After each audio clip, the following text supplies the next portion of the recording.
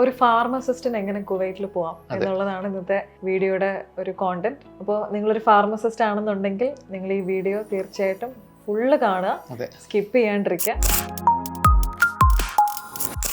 Pharmacist ആകുമ്പോൾ D pharm qualification ഉള്ളവരുണ്ട്, B farm ഉണ്ട്, M farm and farm T. ഇത്രയാണ് ഫാർമസി സെക്ഷനിൽ വരുന്ന ക്രൈറ്റീരിയാസ്, ലൈക്ക് ക്വാളിഫിക്കേഷൻ ക്രൈറ്റീരിയാസ്.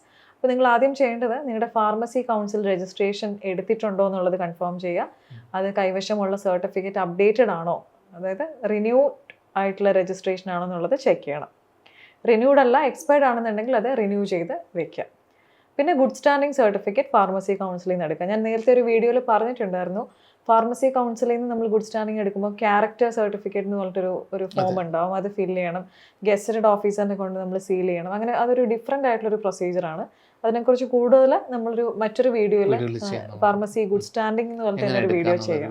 അതെ, ഓക്കെ. പിന്നെ നമുക്ക് ആദ്യം വരുന്ന ഒരു പ്രൊസീജിയർ കുവൈറ്റിൻ്റെ ഡേറ്റ ഫ്ലോ ആണ്. ഫാർമസിസ്റ്റിനൊക്കെ മുൻപ് നമ്മൾ ഡേറ്റ ചെക്ക് ആയിരുന്നു ചെയ്തുകൊണ്ടിരുന്നത്. ഇപ്പോൾ അത് എൻറ്റയർലി സ്റ്റോപ്പായി, സൈറ്റ് ഒന്നും ഇപ്പോൾ അവൈലബിൾ അല്ല. അപ്പോൾ ഡേറ്റ ഫ്ലോ നിങ്ങൾക്ക് ചെയ്യാം. ഓക്കെ. പിന്നെ ഡേറ്റ ഫ്ലോയ്ക്ക് വേണ്ട ഡോക്യുമെൻറ്റ്സ് നിങ്ങളുടെ degree certificate, all year mark sheet, പിന്നെ ഗുഡ് സ്റ്റാൻഡിംഗ്, പിന്നെ വേണ്ടത് നിങ്ങളുടെ രജിസ്ട്രേഷൻ സർട്ടിഫിക്കറ്റ്, കോഴ്സ് കംപ്ലീഷൻ ഉണ്ടെങ്കിൽ അത്, ട്രാൻസ്ക്രിപ്റ്റിൻ്റെ കോപ്പി, പാസ്പോർട്ട് കോപ്പി, പിന്നെ mail I D, mobile number, address. ഇത്രയാണ് ഡേറ്റ ഫ്ലോയുടെ ഡോക്യുമെൻറ്റ്സ് വരുന്നത്. ദെൻ ഡേറ്റ ഫ്ലോ 30 വർക്കിംഗ് ഡേയ്സിൽ കംപ്ലീറ്റഡ് ആവുന്നുണ്ട്. പിന്നെ അത് കഴിഞ്ഞിട്ട് നമ്മുടെ എംബസി അറ്റസ്റ്റേഷൻ ആണ് പ്രൊസീജിയർ വരുന്നത്. എംബസി അറ്റസ്റ്റേഷൻ നമ്മുടെ SLC, +2, degree certificate, registration certificate, experience certificate, പിന്നെ നമ്മുടെ ട്രാൻസ്ക്രിപ്റ്റ്, ഇത്രയും ഡോക്യുമെന്റ് മാൻഡേറ്ററി ആയിട്ടും കുവൈറ്റിലേക്ക് അറ്റസ്റ്റേഷൻ ചെയ്യണം. കുവൈറ്റ് മാത്രം ഒരു ഡോക്യുമെന്റ് അറ്റസ്റ്റ് ചെയ്യാനായിട്ട് പറയില്ല, ഒരു സീരീസ്, ഒരു ചെയിൻ ഓഫ് ഡോക്യുമെന്റ്സ് നമ്മൾ അറ്റസ്റ്റ് ചെയ്യണം കുവൈറ്റിന്. അത് ഇനി ഫ്യൂച്ചറിലൊക്കെ കുറയുമായിരിക്കും, പക്ഷേ ഇപ്പോൾ എല്ലാ ഇപ്പൊ ഡോക്യുമെന്റ്സും കുവൈറ്റ് കുറെ ഒരു ഡിമാൻഡിങ് ആണെന്ന് തോന്നുന്നു അല്ലേ, എംബസി കുറെ ഡിലേയും കാര്യങ്ങളൊക്കെ ഉണ്ട്. പിന്നെ നമ്മൾ ചെയ്യേണ്ടത് കുവൈറ്റിന്റെ പ്രോമെട്രിക് എക്സാം.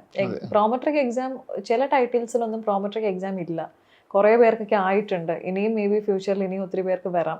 അത് നമ്മൾ എക്സാം ബുക്കിംഗ് ടൈമിൽ അത് പോർട്ടലിൽ ചെക്ക് ചെയ്യുമ്പോഴാണ് നിങ്ങളുടെ ടൈറ്റിലിന് എക്സാം ഉണ്ടോ എന്നുള്ളത് അറിയാൻ പറ്റുന്നത്. ഓക്കെ. പിന്നെ കോച്ചിങ്, നമുക്ക് ഫാർമസിയുടെ കോച്ചിങ് അവൈലബിൾ ആണ്.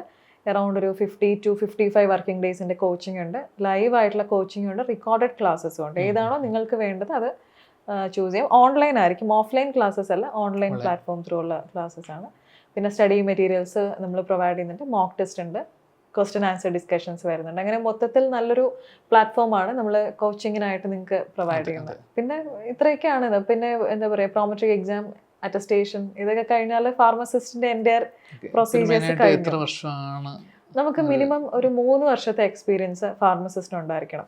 അത് കുവൈറ്റ്, ഒമാൻ, ബഹ്റൈൻ ഇങ്ങനെയൊക്കെയുള്ള കൺട്രീസ് എല്ലാം 3 വർഷമെങ്കിലും മിനിമം 3 വർഷം മുതലാണ് സ്റ്റാർട്ട് ചെയ്യുന്നത്.